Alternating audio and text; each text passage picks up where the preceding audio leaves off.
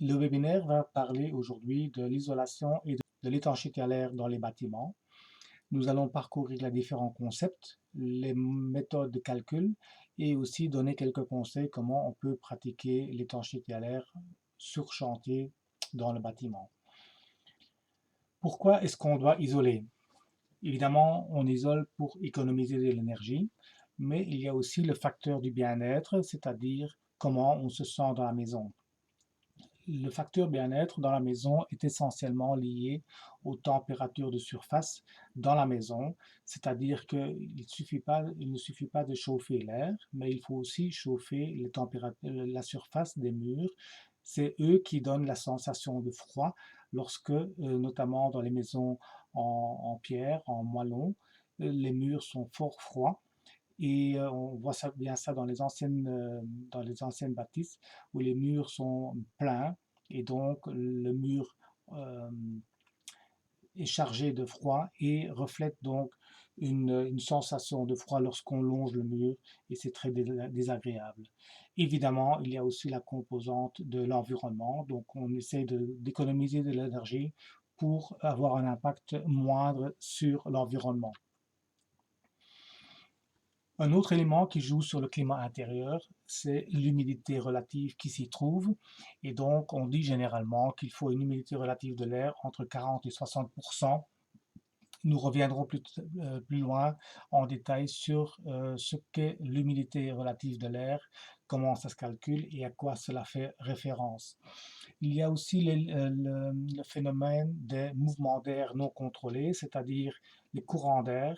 Les courants d'air peuvent venir par des fuites, mais les courants d'air peuvent aussi venir tout simplement euh, par le phénomène thermique, c'est-à-dire que l'air froid descend et l'air chaud monte, et donc on a une certaine convection de l'air dans la pièce, ce qui fait qu'on peut avoir une sensation de froid, une sensation de courant d'air, même sans fuite, tout simplement dû à des différences de température entre le haut et le bas de la pièce, qui fait en sorte que l'air tourne et crée des mouvements d'air.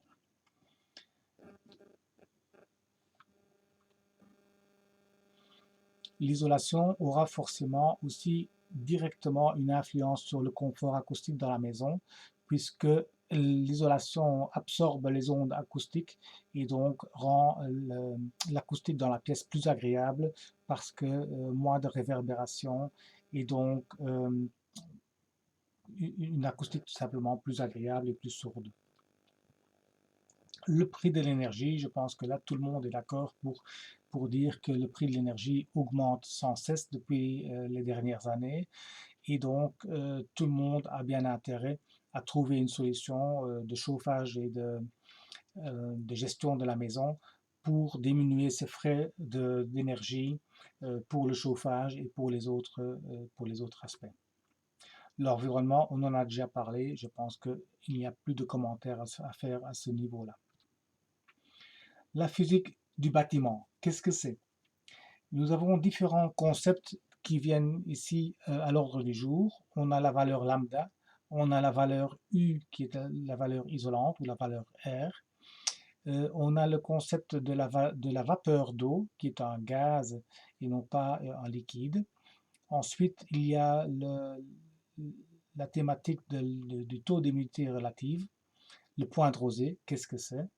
Et enfin, la différence entre la convection et la diffusion à travers les matériaux. Donc, on va plonger maintenant dans la physique du bâtiment pour découvrir ces concepts et voir à quoi cela fait référence. En commençant par la valeur lambda, qui est donc une valeur intrinsèque à chaque matériau.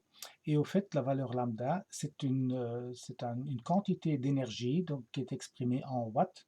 C'est de l'énergie qui passe pendant une heure à travers une, une masse de matériaux de 1 mètre par 1 mètre par 1 mètre, donc 1 mètre cube. Et donc, c'est l'énergie qui passe à travers ce cube pendant une heure pour une différence de température à gauche et à droite de ce matériau de 1 degré. 1 degré Celsius ou 1 degré Kelvin. Et donc, c'est une énergie qu'on mesure qui donnera donc une caractéristique spécifique à ce matériau.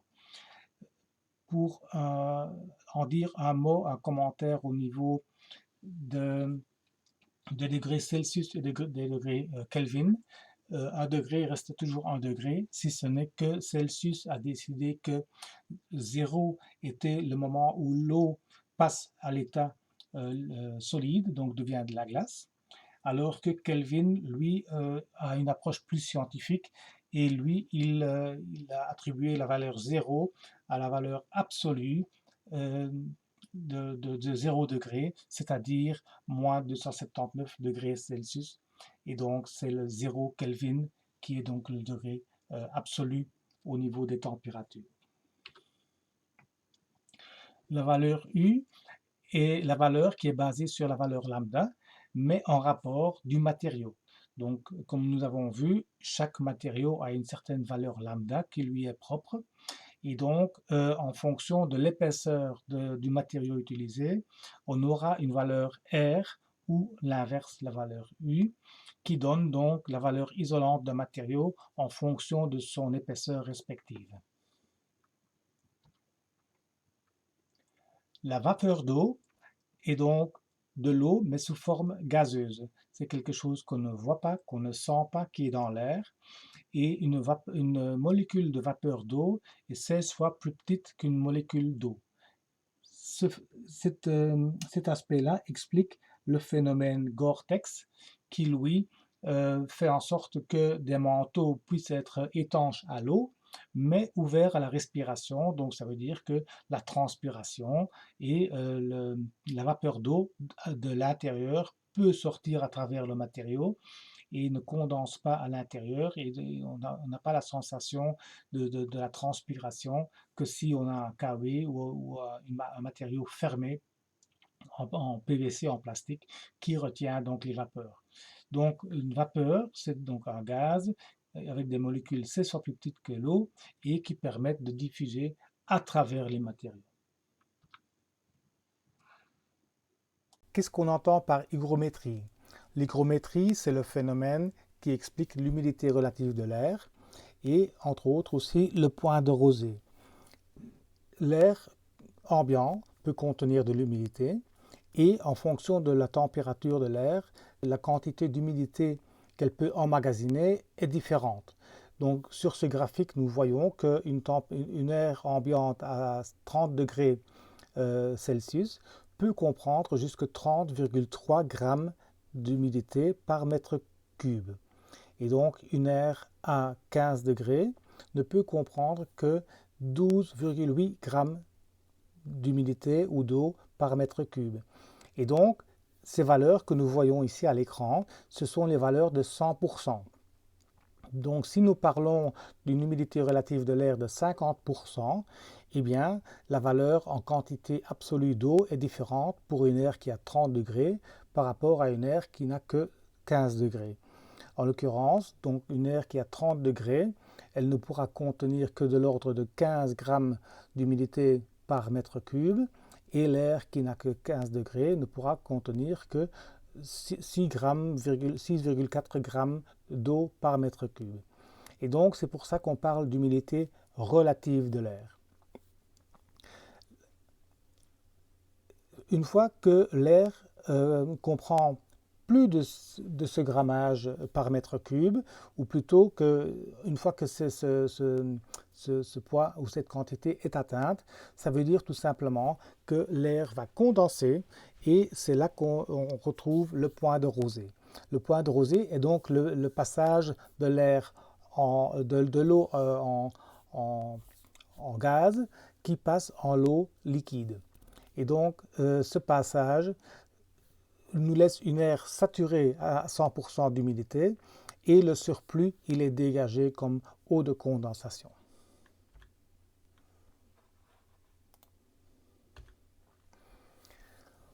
Maintenant, nous avons dans le bâtiment, nous avons affaire à des matériaux différents qui sont utilisés pour la construction des murs et des toitures. Et on parle, entre autres, d'une ouverture à la diffusion. La diffusion, c'est donc le phénomène qui permet à de l'humidité ou de la vapeur d'eau à migrer à travers un matériau. Et cette migration, elle peut être mesurée, et donc il y a des matériaux qui sont plus ou moins fermés, et donc on appelle la résistance à la diffusion, elle est caractérisée par la valeur mu, et donc ce facteur mu est calculé pour chaque matériau de manière spécifique. Et donc, comme les matériaux ont des épaisseurs différentes, forcément, plus un matériau est gros et épais, plus il sera dense, et plus il sera étanche, pardon. Plus un matériau est épais, plus il sera étanche. Et donc, on multiplie l'épaisseur du matériau par sa résistance à la diffusion, la valeur mu, pour obtenir la valeur SD. Et lorsque vous allez consulter des fiches techniques de matériaux qui sont utilisés au niveau de l'isolation et au niveau de la fabrication, la construction de murs ou de toitures, vous allez retrouver très très souvent cette valeur SD qui est indiquée dans la fiche technique du matériau. C'est d'ailleurs important parce qu'on va en avoir besoin pour calculer la façon de fabriquer et de construire un mur et pour saisir si le matériau peut être utilisé du côté intérieur, du côté extérieur, et de vérifier si la construction qu'on est en train de faire sera saine. Et donc, plus la valeur SD est grande, plus le matériau sera fermé, donc étanche. Plus la valeur SD sera faible, ça veut dire que le matériau sera très ouvert à la diffusion. Et de manière générale, on dit que la valeur SD des matériaux utilisée à l'intérieur du bâtiment doit être 6 à 10 fois plus grande qu'à l'extérieur. Donc ça veut dire qu'on arrête au maximum l'humidité à l'intérieur pour éviter qu'elle rentre dans le mur, et à l'extérieur on utilise des matériaux très ouverts pour que si jamais de l'humidité rentre dans le mur, eh bien que cette humidité puisse en ressortir plus rapidement qu'elle ne rentre dans le mur. Donc en résumé, nous avons vu que nous avons une valeur lambda propre au matériau qui, en fonction de son épaisseur, va déterminer sa valeur U ou sa valeur R, qui est donc l'inverse, qui est 1 divisé par U. Et ensuite, nous avons une deuxième valeur, qui est la valeur mu, qui est donc la valeur de résistance à la diffusion du matériau, qui, elle, multipliée par son épaisseur également, donne la valeur SD et nous permet de calculer si le mur il est correctement conçu et si on n'aura pas de stockage d'humidité dans le mur. Maintenant, parlons de l'isolation proprement dite. Une bonne isolation est donc censée nous protéger contre le froid. Elle est censée nous protéger contre les chaleurs estivales, contre le bruit, donc au niveau acoustique, et aussi au niveau de l'humidité. Et donc, les pertes d'énergie dans le bâtiment sont dues d'une part par la perte d'énergie à travers les matériaux, les murs, la toiture, etc., mais aussi des pertes d'énergie dues à l'aération, puisque là, forcément, nous allons ouvrir certaines parties du bâtiment pour échanger l'air, faire sortir de l'air vicié consommé et faire rentrer de l'air frais qui sera d'autant plus facile à réchauffer à l'intérieur. N'oublions pas dans ce contexte de l'isolation, on a les murs, on a la toiture, mais on a aussi les fondations et donc c'est très important également puisqu'on a une inertie très très importante à ce niveau-là, les fondations étant construites en béton et donc la masse inhérente aux fondations est très très importante et donc elles sont capables d'emmagasiner énormément d'énergie et aussi d'absorber énormément d'énergie de la maison qui vont se stocker dans les fondations et qui vont s'évader vers le bas par simple gravitation. Pour donner quelques chiffres, au niveau des toitures, on parle plus ou moins de 20 cm d'isolation pour avoir une valeur correcte. Au niveau des murs, un petit peu moins, donc là c'est plutôt 14 à 18 cm. Maintenant ces valeurs sont déjà un peu plus vieilles, donc entre-temps ça a de nouveau évolué. Mais en tous les cas, on est parti pour avoir des épaisseurs nettement supérieures dans les constructions qu'il y a 10 ou 15 ans encore. L'isolation des murs se fait donc au pourtour de la maison et il faudra donc faire particulièrement attention au pont thermique. Donc c'est là où vont se rejoindre les différents éléments de la construction. Comme vous le voyez ici, les flèches rouges marquent deux points où l'isolation ne peut pas être continue. Et donc au bas de la photo, on a les fondations qui traversent l'isolation. Et au niveau du rez-de-chaussée, on a également le plateau du premier étage du rez-de-chaussée qui fait intersection au niveau de l'isolation. Donc là, on a deux ponts thermiques. Parfois, effectivement, il n'est pas possible de l'éviter à 100%. Donc là, en tous les cas, il faut en tenir compte. Il faut faire les calculs et éventuellement faire des isolations de pourtour pour essayer de minimiser au maximum les ponts thermiques. Le pont thermique, c'est d'une part une perte d'énergie, mais surtout, ça va devenir un point froid et donc ça risque d'engendrer de la condensation à cet endroit-là. Et à terme, forcément, condensation, qui dit condensation, dit moisissure et dégradation de la matière à terme.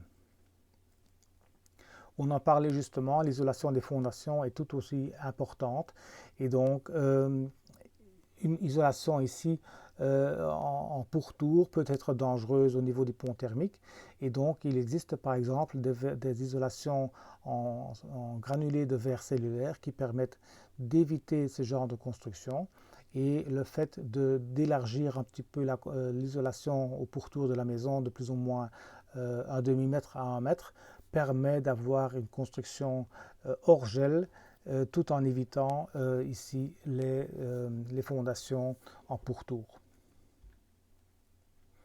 Au niveau des fenêtres, évidemment, comme les fenêtres sont nombreuses dans un bâtiment et qu'il y a des joints tout autour, là, une attention particulière sera apportée au raccord entre le châssis et le bâtiment et la maçonnerie pour bien couper les ponts thermiques et remplir le joint entre le châssis et la construction. Pour ce faire, il existe des bandes collantes spéciales qui sont utilisées tant à l'intérieur qu'à l'extérieur pour gérer ces espaces un petit peu compliqués puisque ce sont des formes géométriques pas toujours faciles à gérer. Et comme on le voit ici, c'est une bande à 3 languettes qui permet de bien pousser la bande collante dans le coin. Et c'est-à-dire que la bande centrale reste sur la bande collante. Comme ça, on retire une languette, on pousse bien dans le coin et ensuite on retire la deuxième languette pour coller la bande collante dans le coin à angle droit, ce qui évite que si elle est arrondie, on vienne trouer la bande collante, ce qui va donner lieu à une introduction d'humidité dans le bâtiment et donc un risque de moisissure. Ensuite, on parlait de l'isolation contre les chaleurs. À ce niveau-là, on parle de déphasage, c'est-à-dire quelle est la capacité du matériau d'emmagasiner de la chaleur et de la rendre plus tard. Et de ce fait-là, elle empêche la chaleur de rentrer tout de suite dans le bâtiment, surtout au niveau des toitures, de l'emmagasiner pendant un certain temps et de rendre cette chaleur un petit peu plus tard de manière dégressive. Et donc, ça veut dire que lorsque la chaleur est libérée et rentre dans le bâtiment, il se fait plus tard dans la journée, les températures à l'extérieur auront déjà descendu et donc on a un équilibrage plus ou moins des températures pendant la journée et pendant la nuit. Et la nuit, de toute façon, par aération, on peut éliminer les températures excessives et excédentaires, la chaleur excédentaire, pour arriver à un climat et un environnement beaucoup plus confortable dans les pièces qui sont situées directement en dessous des toitures. Ce déphasage se calcule en joules par kilo Kelvin, donc c'est-à-dire la capacité d'emmagasiner de la chaleur et de l'énergie dans le matériau. Et nous avons par exemple les panneaux en fibre de bois qui sont extrêmement bien cotés à ce niveau-là. Ensuite du béton, le PU dans une certaine manière également, mais la laine minérale par exemple, elle est très mal cotée puisque à défaut d'avoir une certaine masse, elle n'est pas capable d'emmagasiner énormément d'énergie. Et donc, pour des travaux d'isolation en toiture, la laine minérale est plutôt déconseillée. Donc les avantages d'une bonne isolation contre les chaleurs, c'est donc un climat beaucoup plus frais dans les chambres, dans les combles. Ça permet d'aménager les combles et de gagner de l'espace habitable. Et donc la surface utile du bâtiment peut être augmentée de manière significative. Comment fonctionne maintenant de l'isolation et quelle est la relation entre l'isolation et l'étanchéité à l'air? Au fait, l'isolation, ce n'est rien d'autre que de l'air emprisonné. À partir du moment où on a un vide qui est emprisonné d'une manière ou d'une autre dans une bulle entre deux membranes ou autre, on a de l'isolation. L'air en soi est un très très bon isolant, si ce n'est qu'il est extrêmement compliqué de faire une construction dans laquelle cet air est emprisonné de manière sous vide presque. Et donc pour ne pas avoir des courants d'air et des pertes. C'est pourquoi on doit faire appel à des matériaux, donc, comme du PU ou d'autres matériaux où là c'est des mousses, mais ça peut être aussi des fibres telles que la cellulose, les fibres de bois, la laine minérale, etc., qui contiennent donc l'air. Et cet air est emprisonné entre d'une part un frein vapeur et d'autre part par exemple une membrane de sous-toiture. Et donc entre ces deux membranes, l'isolation est coincée et garde donc la chaleur à l'intérieur. Donc l'isolation, ce n'est rien d'autre que de l'air immobilisé et emprisonné. Et donc on a besoin d'une part d'un isolant, mais on a aussi besoin d'autre part d'une étanchéité à l'air qui permette justement de retenir l'air entre les deux parois. Dans ce graphique, on voit donc en dessous une membrane qui retient l'humidité à l'intérieur et qui empêche l'air qui est dans l'isolant de circuler. Et au-dessus, nous avons une membrane de sous-toiture qui empêche donc l'air de communiquer avec l'extérieur. Et par diffusion, l'humidité peut diffuser à travers le matériau de l'isolation et au-dessus est évacuée.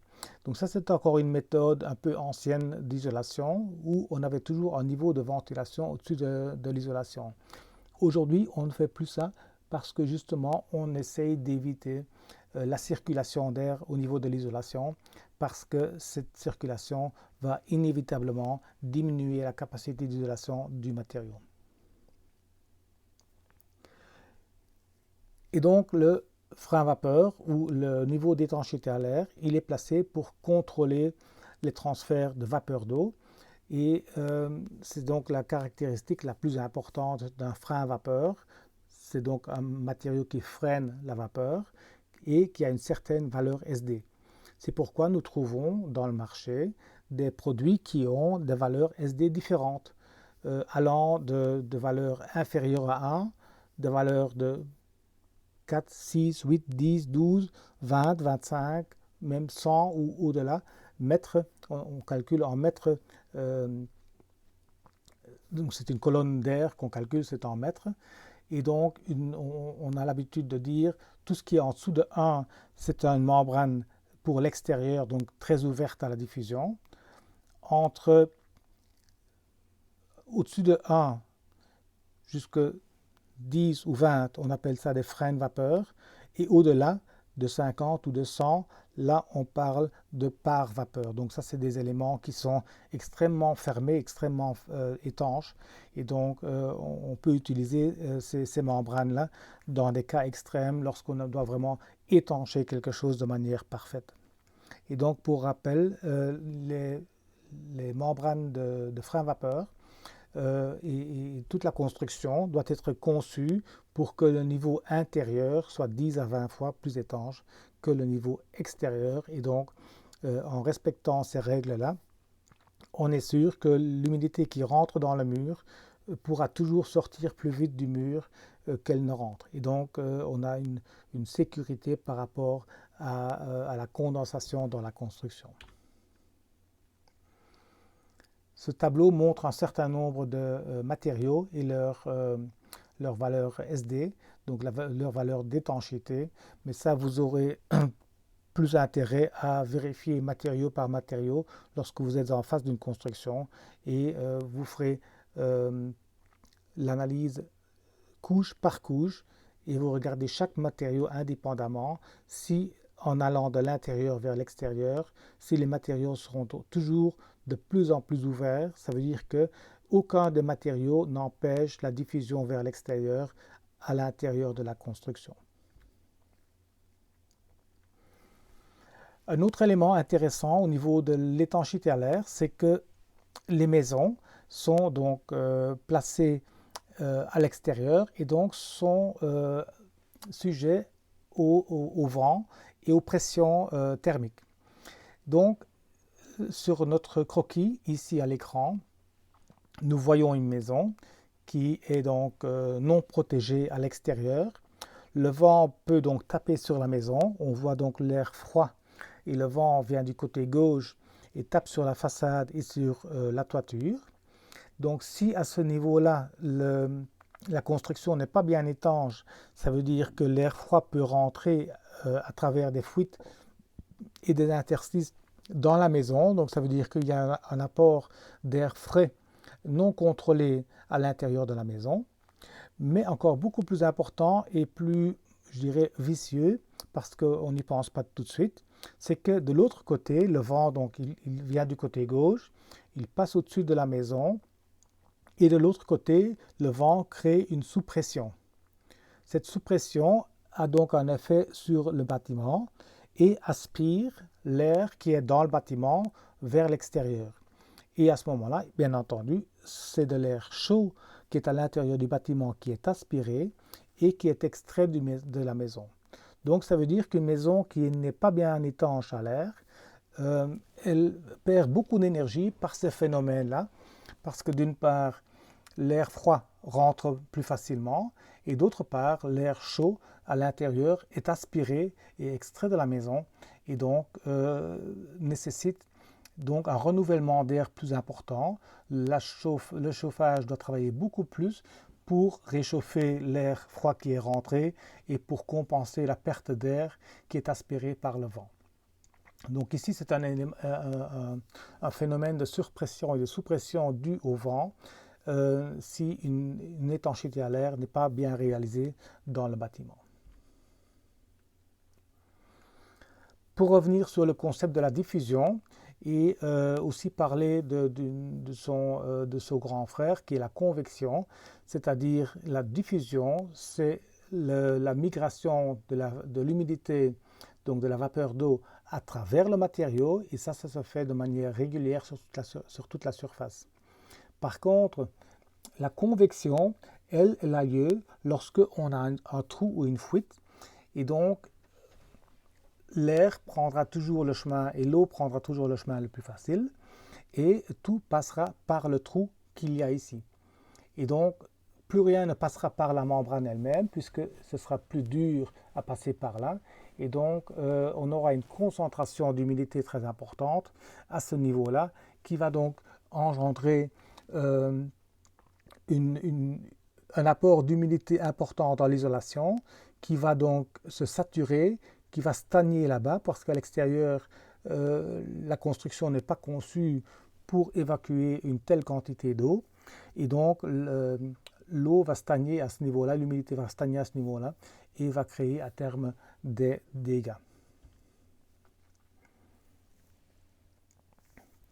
Un petit calcul qui a été fait, que l'apport d'eau dans une construction à travers un joint de 1 mm seulement multiplie par 10 la déperdition d'énergie et on dit aussi que à travers ce joint de 1 mètre par 1 mm, 800 grammes, donc presque 1 litre d'eau peuvent être apportés dans la construction par jour et donc engendrer des conséquences assez graves. Qu'en est-il maintenant des freins à vapeur à valeur SD variable?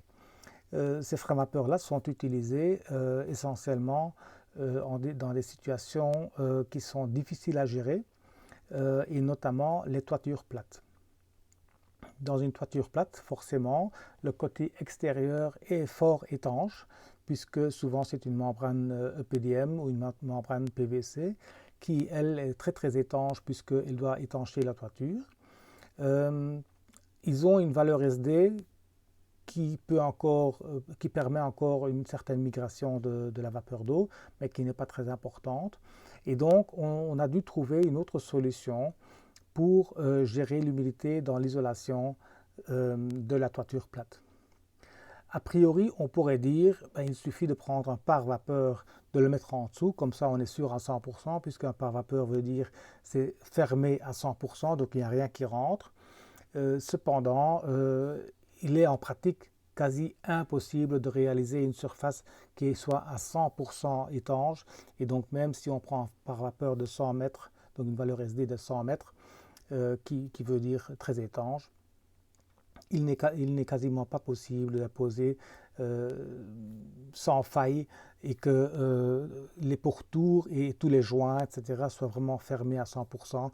Déjà rien que le fait de l'agrafer avec les agrafes sur les bois et les gîtes fait déjà de petits trous qui permettent à de l'humidité et de l'air de rentrer et d'apporter de l'humidité dans la construction. Donc la solution, c'est quoi? La solution, c'est une membrane qui, elle, a une valeur SD qui est variable. Donc ici, on voit pour le Targo Varivap, la valeur varie entre 0,4 et 12 mètres, donc à très très ouvert à relativement fermé. Et donc, la membrane, elle réagit en fonction de l'humidité de l'air qui est dans la pièce. Et donc, la membrane, en quelque sorte, elle reconnaît les saisons d'hiver et les saisons d'été. Et en fonction de cela, elle va changer son degré de fermeté et d'étanchéité, ce qui permet en hiver d'être très fermé. Donc en hiver, il fait chaud à l'intérieur, froid à l'extérieur. Donc la diffusion a lieu de l'intérieur vers l'extérieur. Et donc là, il va fermer au maximum pour limiter au maximum l'humidité qui est apportée à la construction. Et en été, lorsque le phénomène est inversé, c'est-à-dire qu'à l'extérieur, il fait chaud et à l'intérieur, il fera plus frais, là, la membrane, elle va ouvrir au maximum, donc avec une valeur SD de 0,4. Et à ce moment-là, la diffusion, elle aussi, prend le chemin inverse, donc de l'extérieur vers l'intérieur. Ça veut dire que de l'humidité qui aura pu rentrer pendant la période hivernale pourra alors ressortir par diffusion à travers le frein vapeur qui sera en période d'été, donc très ouvert avec une valeur de 0,4. Donc ça, c'est ce qu'on appelle un frein vapeur à valeur SD variable qui travaille en fonction de l'humidité de l'air et donc qui permet de gérer des cas aussi difficiles que sont les toitures plates.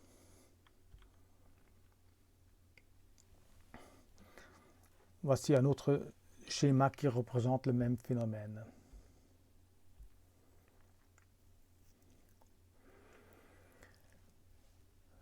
On en a déjà parlé, il est très difficile de réaliser des grandes surfaces, surtout quand c'est très étanche. Si vous utilisez un frein vapeur qui est relativement ouvert, eh bien vous aurez plus de tolérance par rapport aux fuites parce que, entre guillemets, les petits trous dans la membrane permettent un bon passage de l'humidité à travers toute la surface. Plus le matériau sera étanche, plus une fuite sera grave puisque on aura une concentration de l'humidité à cet endroit-là.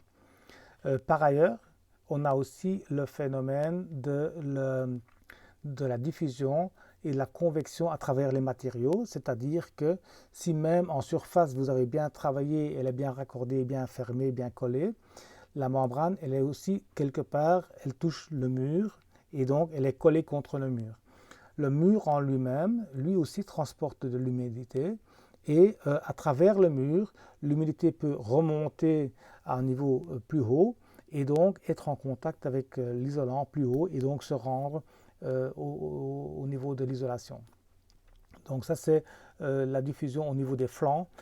Parfois ça peut aussi poser problème et donc raison de plus que le frein à vapeur soit choisi en sorte de le choisir le plus ouvert possible afin de permettre l'humidité, une répartition aussi régulière que possible. Quelles sont maintenant les conséquences d'une mauvaise étanchéité à l'air? Le fait de réaliser beaucoup de blower-door tests, donc des tests d'étanchéité à l'air dans les maisons, on a vu pas mal de problèmes à ce niveau-là, et notamment un phénomène qui revient quasiment tout le temps, c'est les prises d'électricité qui ne sont pas étanches. Donc au niveau des prises, ce qui se passe, c'est que les câblages sont faits jusque dans les pièces techniques, souvent aussi au niveau des caves. Et donc, même si le mur il est bien étanche à l'air, c'est que l'air continue à travers, suit le câble et donc va jusqu'à la cave qui elle, n'est pas dans la zone chaude et donc n'est pas étanche. Ça veut dire que l'air froid de la cave peut remonter à travers les gainages des câbles électriques pour venir jusqu'au niveau des prises. En soi, ce n'est pas un problème, si ce n'est que cet air froid qui remonte là peut engendrer de la condensation dans la prise et donc d'une part une corrosion de la prise à terme et d'autre part aussi de la moisissure à l'intérieur de la prise. Voici d'autres images qu'on a pu constater au niveau de la condensation et donc de la moisissure des éléments à l'intérieur. Ça veut dire que tout simplement ici, le matériau à l'intérieur était plus étanche qu'à l'extérieur et donc l'humidité a stagné à l'intérieur de la construction. Sans aération suffisante et sans évacuation, et bien cette humidité-là, à terme, elle va condenser, elle va moisir et détruire et dégrader les matériaux. Comment est-ce qu'on peut faire pour vérifier si le travail a été bien fait et si les valeurs estimées ont bien été atteintes? Donc nous avons deux procédés qui permettent de vérifier le travail. D'une part, on a la thermographie qui permet de voir si il y a de l'air chaud qui traverse la paroi et qui sort vers l'extérieur. Et on a les blower-door tests qui vont mettre la maison en sous-pression et en surpression. Et avec des petites baguettes fumantes, nous pouvons vérifier et aller chercher les fuites partout dans la maison. Ce sont deux procédés qui sont extrêmement précis au niveau de leur exécution. Et nous conseillons d'ailleurs de ne pas seulement le faire à la fin de la construction du chantier, comme c'est le cas ici, mais de le faire en cours tant qu'on a encore accès à toutes les gaines techniques, aux murs, aux raccords, etc. et que les finitions intérieures ne soient pas encore faites. Comme ça, ainsi, si on constate un problème, on peut encore facilement le résoudre et intervenir à temps. D'autres solutions existent certainement au niveau des différents corps de métier. Ici, nous voyons des manchettes d'étanchéité qui sont utilisées pour tout ce qui est gainage électrique, câbles, installation, système photovoltaïque et autres. Ça permet d'englober le câble dans une manchette qui, elle, est collante et permet d'être appliquée sur les murs ou sur les membranes. Et autour du câble, la petite manchette qui est flexible permet d'avoir une étanchéité à l'air parfaite. Idem au niveau des membranes, il existe donc des systèmes complets pour les membranes frein vapeur par vapeur, pour les façades, pour les toitures. Il existe forcément aussi toute une gamme de produits collants, soit en bande, soit en tube, pour appliquer tous ces différents produits et de réaliser une bonne étanchéité à l'air dans tous les cas de figure. Nous voyons ici les bandes précomprimées qui permettent entre autres le placement étanche des châssis. Quelle est la relation entre l'étanchéité à l'air et la VMC, donc la ventilation mécanique contrôlée? C'est-à-dire que le concepteur de la ventilation, il va concevoir un système en sorte que l'air fasse un certain passage dans la maison Et pour que cela fonctionne correctement, on a besoin d'une étanchéité à l'air qui soit bien réalisée. Si on a des fuites dans la construction, les circuits d'air calculés par la ventilation ne fonctionnent plus et donc l'échange d'air ne se fait plus correctement. Donc d'une part, ça peut être désagréable au niveau du confort de vie et d'autre part, ça peut engendrer que certains espaces ne soient pas aérés comme il faut et donc là aussi, accumulation d'humidité à certains endroits de la maison.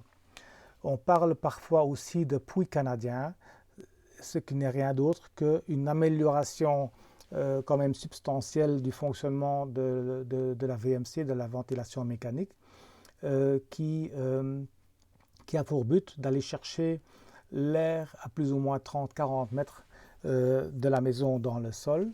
Et ce qui a comme avantage, c'est que le sol a quand même une température relativement constante durant toute l'année. Et donc en hiver, on va donc réchauffer l'air qui est aspiré pour faire rentrer dans la maison de quelques degrés. Et donc ça nécessitera moins d'énergie pour la réchauffer. Et à l'inverse, en été, l'air qui sera aspiré pour rentrer dans la maison sera refroidi légèrement et donc permet de rentrer de l'air plus frais dans la maison et fera donc office d'une sorte de petite climatisation de la maison. En conclusion, nous pouvons donc dire qu'une condition sine qua non pour un bon résultat au niveau de l'isolation de la maison, c'est tout d'abord une étanchéité parfaite. C'est la première condition. La deuxième, c'est d'avoir un bon isolant pour la bonne application. Et ensuite, c'est de veiller à la bonne gestion de l'humidité pour ne pas avoir une condensation ou une accumulation d'humidité à un endroit.